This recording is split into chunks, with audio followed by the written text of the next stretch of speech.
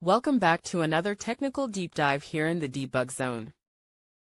Today, we're tackling a big question and breaking it down with insights from other users. Hopefully, this clears up some misconceptions and helps you get the answer you need. So buckle up, stay a little curious, and let's jump right in.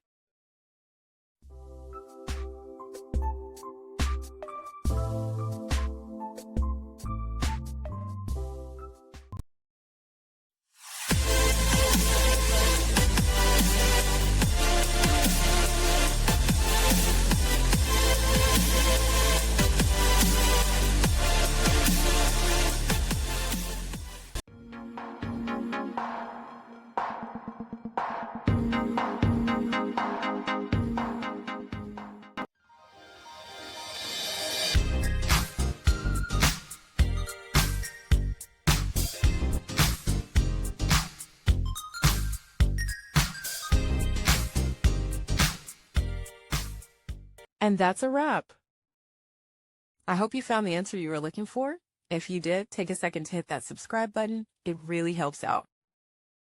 And let me know in the comments which solution worked best for you. See you next time in the Debug Zone.